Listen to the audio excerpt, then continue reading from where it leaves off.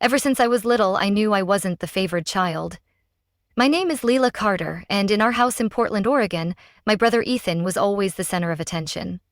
While I was just the quiet shadow in the background, Ethan is 4 years older than me, but that gap wasn't just about age.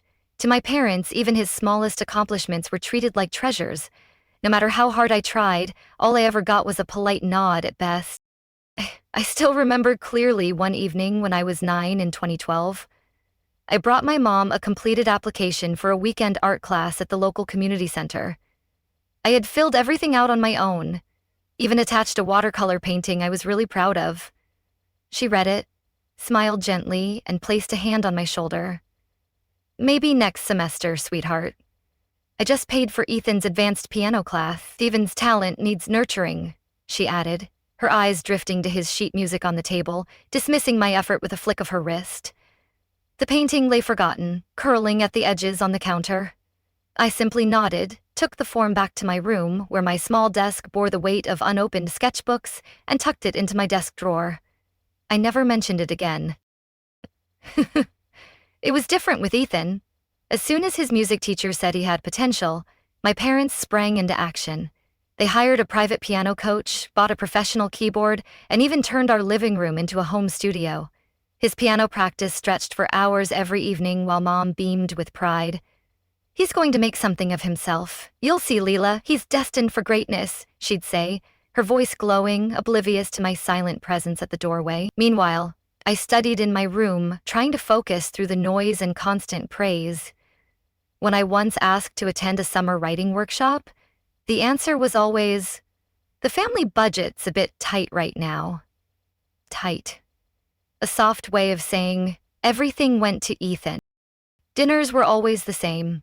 Ethan talked, our parents listened. He'd share news about his latest music piece, new friends, upcoming performances. I sat quietly, cutting my carrots, waiting for a chance to say I got an A in English. But by the end of the meal, I still hadn't spoken a word. When Ethan entered high school, the difference grew even more obvious. If a teacher praised him, Mom would immediately tell relatives and neighbors. But when my teacher texted that I was well-behaved, Mom simply replied, "Thanks," and put her phone away like the message never happened. By the time I was 14 in 2017, I understood one thing. If I wanted anything in life, I'd have to get it myself. I stopped expecting, stopped asking, stopped explaining. I became an expert at swallowing my words and smiling like nothing was wrong. Once I asked my dad why Ethan always got more attention. He hesitated, then said, "Ethan truly has talent. You're good too, but he's got the kind of potential that can go far. Don't take it personally, Lila," he added, his tone patronizing, as he turned back to Ethan's recital program, leaving me to choke on my unspoken hurt. The family photo on the wall, with Ethan front center, seemed to mock my question. I turned away, hiding the tear that was about to fall. Not because what he said was too harsh, but because it confirmed what I'd always felt. I was never the first choice in my own family. Ever since my dad said those words, I stopped waiting for recognition from my family.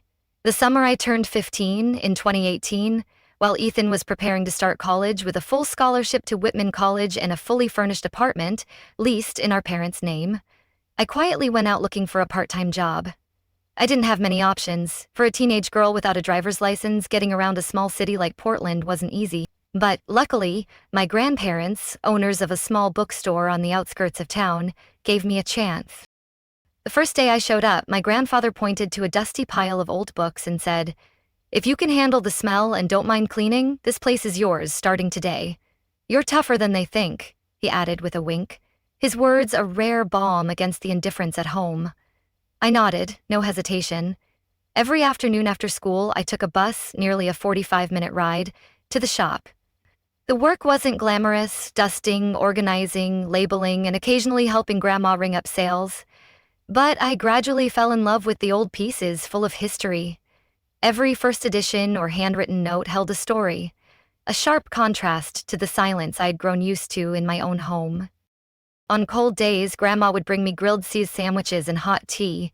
She often said, "You may not be the center of someone else's world, but don't forget, You are the whole sky in your own.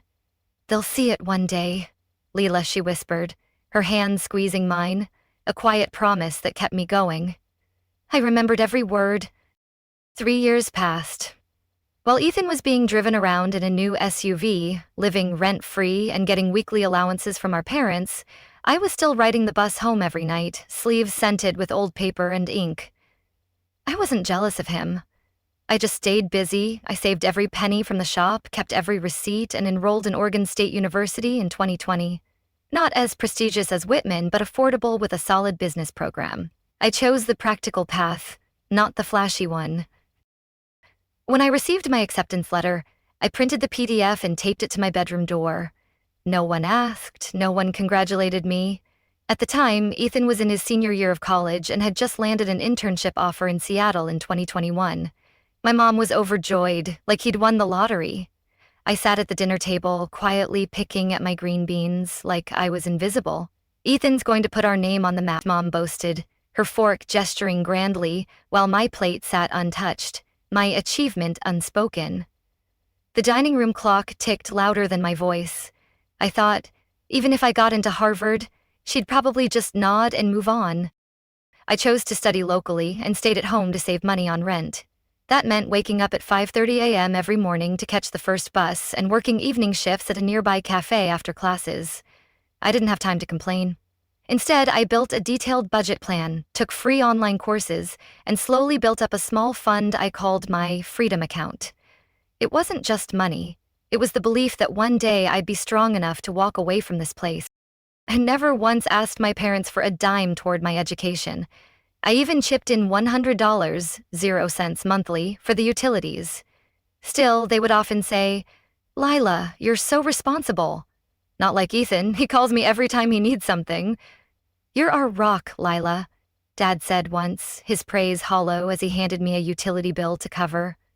I'd smile, but something inside me grew colder. Ethan was still their pride and joy. He graduated with a grand celebration, cake, fresh flowers, guests, even a professional camera to capture every moment in spring 2022. When I finished my freshman year with a perfect GPA in 2021, my parents sent me a single text. "Well done." I got used to it.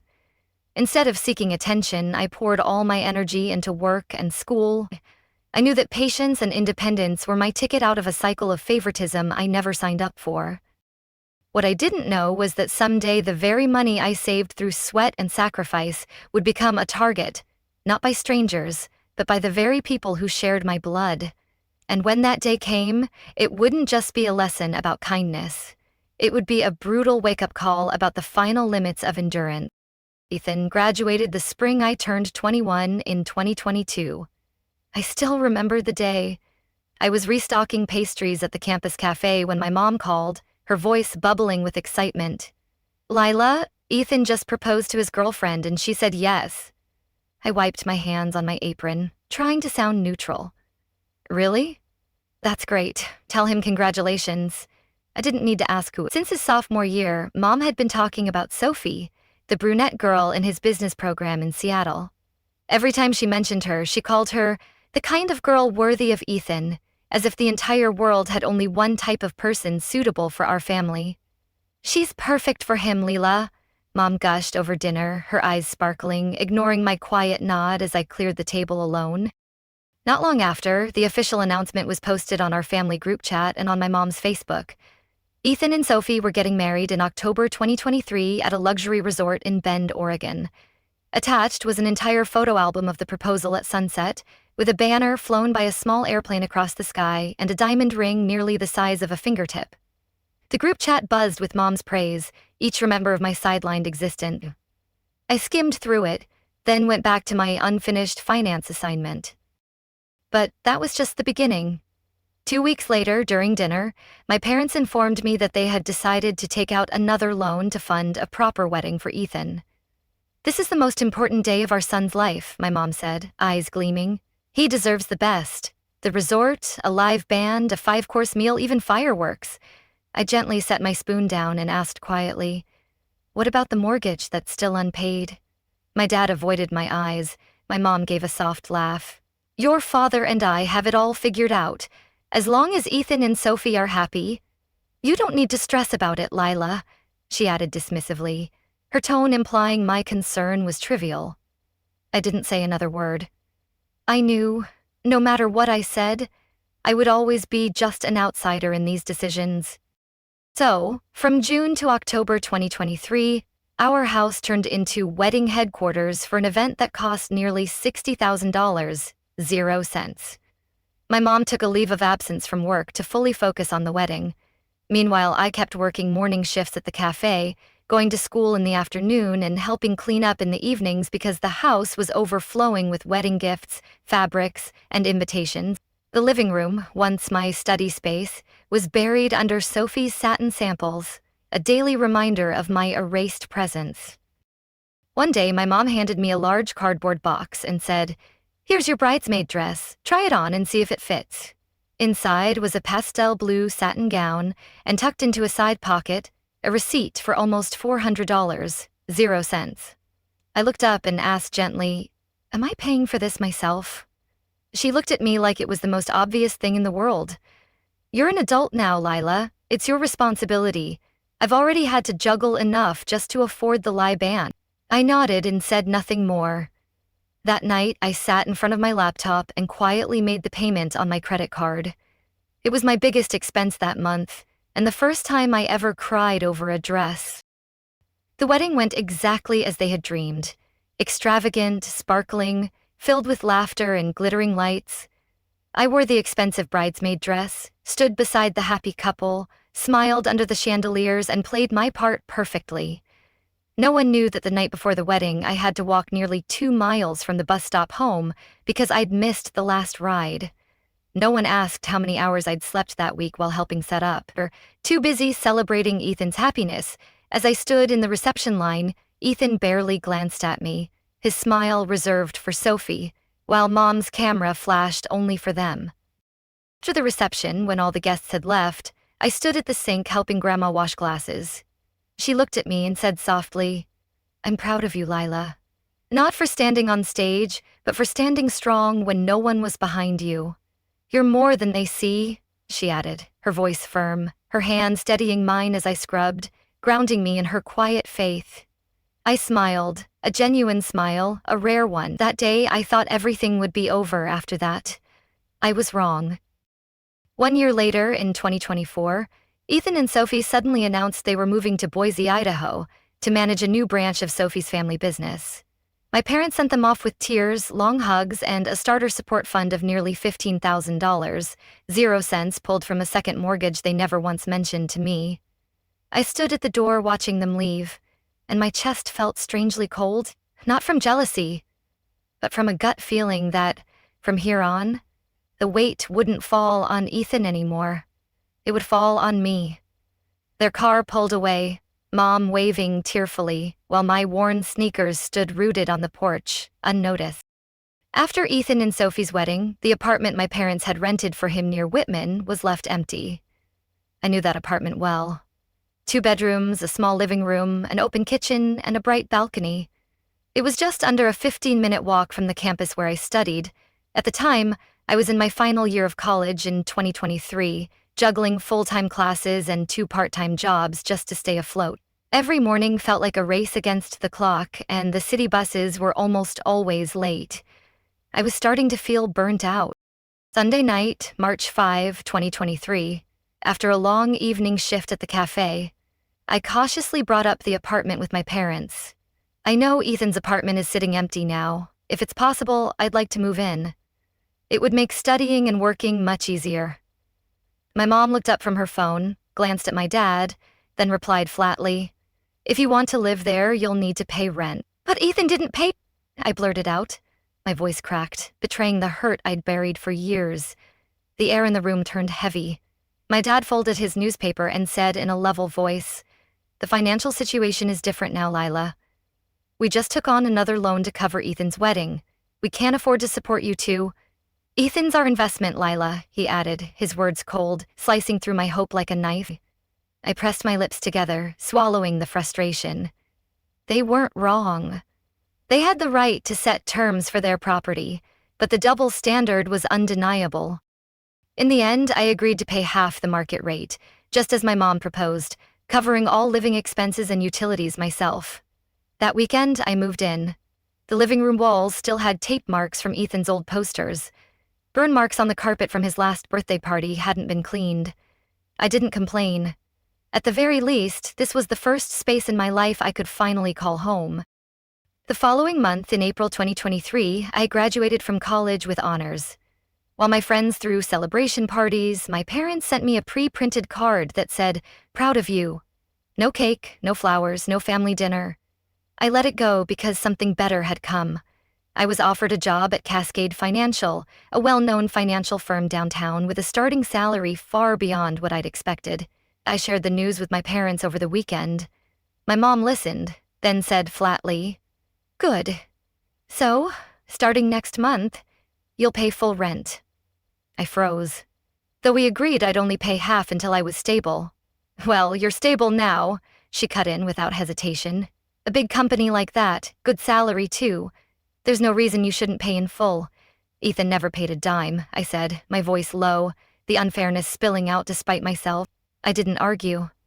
I'd learned that every conversation like this had the same outcome. I would always have to give in. From then on, I transferred the full amount on time every month, not a single dollar late. I kept working hard, waking up at 6:00 a.m. and leaving the office at 7:00 p.m., returning to that worn-down apartment in silence, eating a quick dinner and then diving into more project work. I stopped calling home often. Every call was either about rent or Ethan and Sophie updates, how they'd just moved into a new house in Boise under Sophie's family name. They were expecting a baby. Ethan was mentioned in a local business article. "He's making us so proud," Mom said on one call, her voice bright, while my own milestones sat unacknowledged in the shadows. Whenever Mom shared those things, I stayed quiet. I had learned how to listen without feeling hurt. It was a skill no one taught me, one I had to master on my own. One late night in October 2023, I received an email from HR. I was being considered for a promotion to assistant project manager. I had only been working there 7 months, and I was already on the internal advancement list. I was so happy. I just sat on the couch for hours, stunned. I didn't call my parents. I didn't want my success turned into another excuse to raise the rent. A few days later, I opened the door to find my mom standing there with an envelope in hand. "Just stopping by to check on you," she said, placing the envelope on the table. I opened it. Inside was a notice of rent adjustment, a 15% increase starting next month. I looked at her, trying to stay calm. "What's the reason this time?" "You can handle it, Lila," she added, her smile thin, as if my success was just another bill to pay. I nodded, then walked straight into my room and closed the door. The faint echo of Ethan's old piano music from a neighbor's window taunted me, a reminder of the favoritism I could never escape. In that moment, I knew one thing. This apartment had never truly been mine, and if I stayed, I would forever be just a walking wallet in their eyes. But I didn't leave right away, because I had a plan, and I wanted them to be the first to face the consequences when it was carried out. I had just finished an important meeting when my phone buzzed. It was my mom calling. "Lila, we need to talk about Ethan." I sat in the car, still holding my cup of hot coffee. Her voice softened like something was off. "The company in Boise went bankrupt. Sophie's family is furious. They say Ethan messed with the records, overspent the budget without reporting. It turned into a big fight. Now they want the house, the car, and even custody of the baby if there's a divorce." I closed my eyes. My gut instinct once again was chillingly accurate. Mom continued, voice more rushed now. "Ethan, Sophie, and baby Ava need a place to stay for now. You know the apartment you're renting is the biggest one, and it has 2 bedrooms. I opened my eyes and sat upright. "You're planning to move them in with me?" The silence on the end stretched long. Then Mom said something that almost made me drop my coffee. "They'll stay rent-free for a while, but you'll keep paying the full rent like usual." I let out a bitter laugh. Not that she could hear it. "I've been paying full rent on this apartment for nearly 2 years now. Now you want Ethan's whole family to live here, and I'm just supposed to, what, keep funding it? It's only for a few months." "I know you'll understand," she said. "Ethan's lost everything, Lila, she pleaded, her voice manipulative, twisting my duty into guilt. I hung up without another word, but inside my answer was crystal clear. This wasn't a request. It was an order. And I knew I no longer had a say. 3 days later, January 15, 2025, Ethan and his family showed up with an entire carload of luggage, baby toys, a crib, a rocker, and even a fancy espresso machine that cost more than anything I'd ever owned. Sophie didn't say a word when she walked in, just glanced around like she was evaluating the quality of her temporary space. Her cold stare lingered on my worn couch, a silent judgment of my sacrifice. My mom came along too, walked around the apartment, then pointed to my bedroom. This room is quiet enough for Ava. Lila, you can sleep on the sofa for now. I stood still. I'm the one paying rent. This is my room. Your kid isn't a newborn. You don't need that much space. Babies need a stable environment. Don't you understand? She shot back. You've always been so practical, Lila said. I wanted to say that I had once been a child too. One who had needed her own quiet corner to dream and rest, but never got it. Instead, I stayed silent. I packed my personal things neatly and moved out to the sofa by the window. The next 3 months were a waking nightmare. I became the unpaid maid, the reluctant cook, and the sole financial provider of the entire apartment. Ethan didn't work. He lounged in the living room all day, scrolling through his phone, watching old videos from his successful days, sighing dramatically. Sophie didn't work either. She ran errands or shopped while leaving Ava with me right after my long shifts. No one asked if I was tired. No one cared if I needed peace. The meals I cooked disappeared within 15 minutes. Dishes piled up. Baby clothes were draped across the balcony. The utility bills doubled. When I finally brought up the idea of them pitching in, my mom called me that same evening, her voice sharp. Lila, stop being selfish. Your brother's going through a tough time. He used to have it all. Now he's lost everything. Can't you carry a little for your family? I laughed quietly. I've been carrying since I was 16, Mom. You've never needed us like Ethan does, she retorted, her words a dagger, excusing their exploitation with my strength. That night, I sat at the kitchen table, now covered in baby stickers, reviewing my bank statements. The numbers didn't lie. At this rate, I wouldn't be able to afford rent much longer. Ava's pacifier, left on my laptop, felt like a taunting emblem of my displacement. Then, one night in March 2025, I overheard a conversation between Ethan and my mom in the living room. They didn't know I was home. Don't worry, Mom said. I'll take half of Lila's rent each month and give it to you. Think of it as remote support. That's perfect, Ethan replied, sounding relieved. At least someone in this house gets it. I stood frozen, chills running down my spine. They weren't just taking space. They were using me like a bottomless wallet. The next evening, after everyone had gone to bed, I opened my laptop and revisited the folder I had named Freedom, where I had saved apartment listings. I knew this wouldn't be easy, but I had lived my whole life in silence. It was time to break. After my brother and Sophie moved into my place temporarily, I thought nothing could surprise me anymore. But I was wrong. On a Monday morning, April 1, 2025, while I was rushing through a dry piece of toast before my online meeting, my mom suddenly showed up at my apartment door, holding a stack of papers. Lila, we need to talk about the rent. I looked up, quickly swallowing my bite. It on time this month. She placed the papers on the table, calmly, pulling out a printed notice. Starting next month, the rent will double. The room fell silent. I set my coffee down and looked her straight in the eyes. Double? Are you serious? You can see for yourself, she began. There are more people living here now. More water, more electricity, more wear on the appliances. You have a steady job, Lila. You should be helping the family more. I leaned back in my chair, trying to stay composed. And Ethan, he still isn't paying a cent. He's going through a crisis. He lost everything, but you have everything right now. Don't be petty. You owe us, Lila, after all we've done, she snapped, her accusation a blatant lie that ignited my fury. I gave a dry laugh. The everything she mentioned? An apartment I paid for, sleeping on a sofa, cooking meals I rarely got to eat, working non-stop, all while being treated like a money dispenser. The coffee mug trembled in my hand, its warmth a stark contrast to the cold betrayal in her words. That night, I reviewed my bank statements and budget again. If the rent really doubled, almost my entire income would go just to keeping this place where I didn't even have my own space. Something didn't add up. My gut told me there was something darker behind this. In one rare moment, my mom left her phone on the kitchen counter. A notification from Ethan popped up. "Mom, can you send $500.00 this week? Sophie wants that high chair for Ava, the one she saw at Target. It's really nice." Then another message followed. "Oh, and if Lila asks, just say it's for plumbing repairs, okay?" My chest tightened. I opened the phone. No password needed. Mom never thought I'd snoop. A long thread of texts appeared. For the past 3 months, every time I transferred my rent, my mom had been secretly giving half of it to Ethan and Sophie, calling it emotional support to help them through a tough time. I stood frozen. It wasn't the money.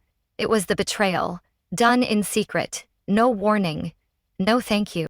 That night, once everyone had gone to sleep, I sat alone on the balcony, wrapped in a thin blanket. I stared at the glowing windows of far-off buildings and wondered if one of them belonged to someone like me, someone who once believed hard work would be enough. I was wrong. I went back to the living room, which also served as my bedroom, opened my laptop and typed in search terms, one-bedroom apartment near downtown, a roommate lease, private space only. After an hour of searching, I found it. A quiet, modest building 10 minutes from my office. The landlord was a kind, middle-aged woman. All she required was a stable income and someone who respected the space. I sent an email requesting a showing the very next morning. The city lights flickered below, a silent promise of a life free from their chains. The next day was Friday, April 5, 2025. While preparing materials for a presentation, my mom called again, this time with an unusually sweet tone. "Lila, I just talked to Ethan. Could you transfer the rent today? I'm planning to split it up and send half to the kids for groceries this weekend." I paused for a few seconds, then replied, "Of course, Mom."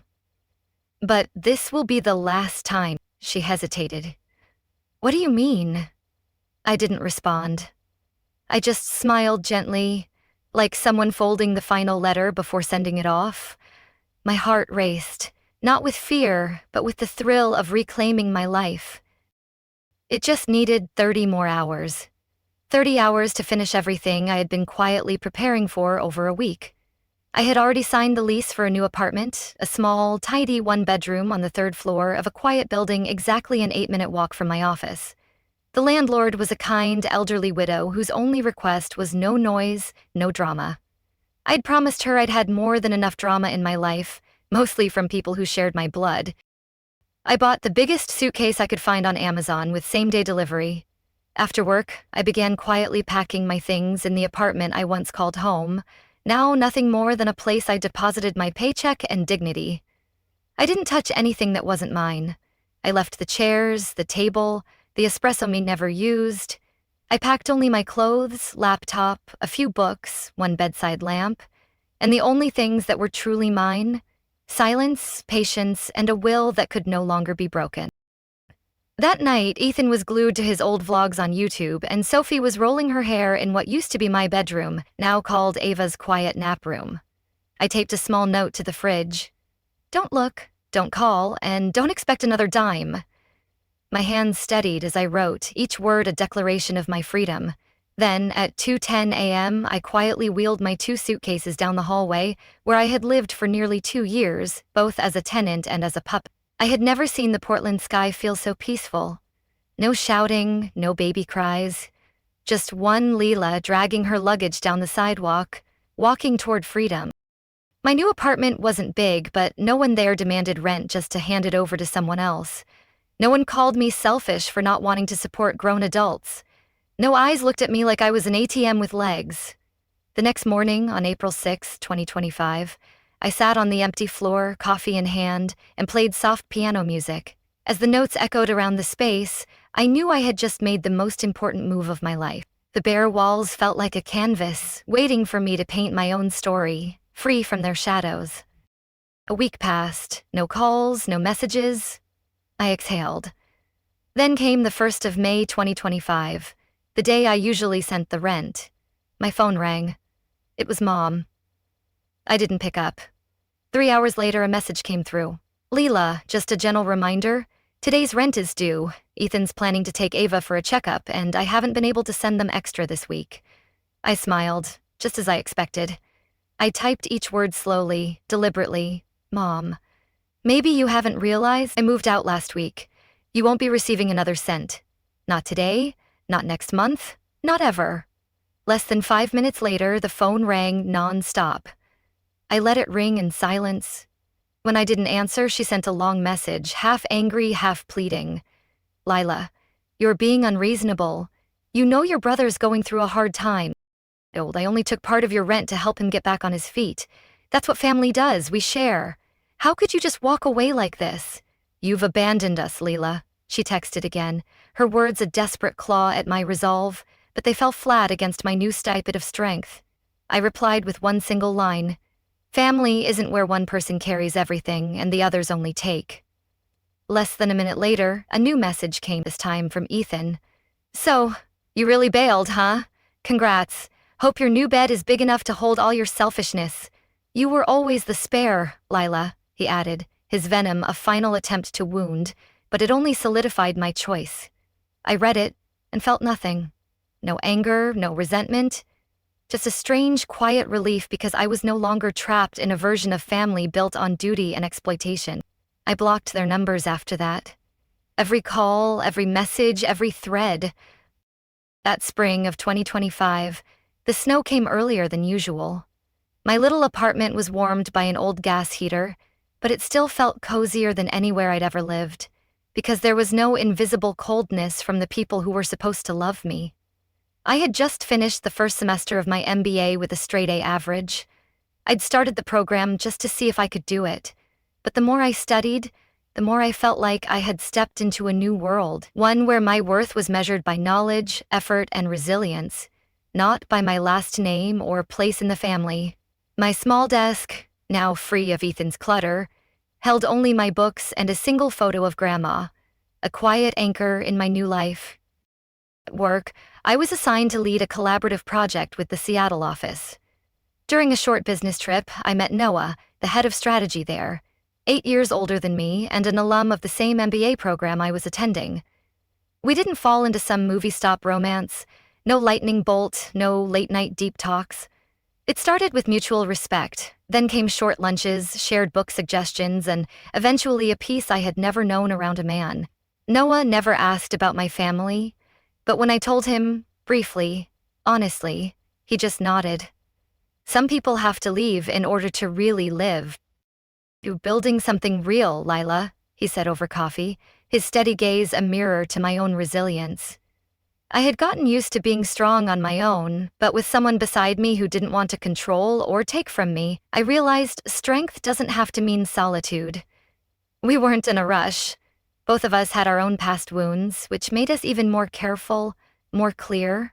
Noah didn't show up as some reward after years of pain. He was a quiet confirmation that I'd been walking in the right direction, and that there are still people in the world who respect boundaries. Meanwhile, through my grandma, I learned things were falling apart back home. Ethan and Sophie had maxed out their credit cards, couldn't afford Ava's preschool tuition. My mom had started borrowing from friends to maintain appearances. The same people who once worshipped Ethan were now avoiding her calls. Grandma said my mom cried in the kitchen one day, repeating, "If only we hadn't let Lila go. They lost you long before you left," Grandma told me, her voice heavy with sorrow, yet proud of my escape. But the truth is, they never had the power to let me go. I walked away on my own, and they just couldn't stop me anymore. I didn't hate them. Hate takes energy to maintain, and I had redirected all mine toward my career, my education, and myself. I began turning my experiences into essays, not to complain, but to give voice to others like me. I shared one on a forum for financially independent women, and it unexpectedly went viral. A week later, I was invited to speak at a nonprofit organization for women's education. They asked me to join their series called Standing Up After the Shadows. not as a victim, but as a survivor who had redefined her own future. The first time I stood on stage and saw people quietly wiping away tears, I realized I wasn't telling just my story anymore. I was speaking for hundreds who hadn't yet found the strength. That night, I came home, opened my laptop, and pulled up the folder titled Family. I didn't delete the old photos. I simply moved them to an external drive and renamed the folder Lesson Learned. No necessity, no nostalgia, just the understanding that I didn't need to carry everything forward to move on. The folder's new name glowed on the screen, a quiet testament to my reclaimed power. That weekend, Noah suggested we visit his mom in Bend, Oregon. I hesitated, but he gently took my hand and said, "Don't expect anything. I just want you to know that family can also be where you're loved the right way. You've earned that, Lila," he added, his voice soft but certain, echoing the strength I'd fought for. I nodded, not because I needed to be healed, but because I was ready, not for the past, but for the future. I had once been a shadow in my own home, but now I stood in the light. Not because anyone led me there, but because I had found it myself. Lila's story is a powerful reminder that sometimes freedom doesn't come from escaping others. It begins the moment we dare to set clear boundaries for ourselves. No one is born to be a wallet for the irresponsible, and family should never be used as an excuse for injustice. In real life, strength isn't always about enduring. Sometimes it's about walking away, standing tall, and building a life that belongs to you. Lila did it, and so can you. What do you think of Lila's decision? Was she too harsh, or was it the only way to save herself? Share your thoughts in the comments below, and don't forget to follow the channel for more powerful family stories.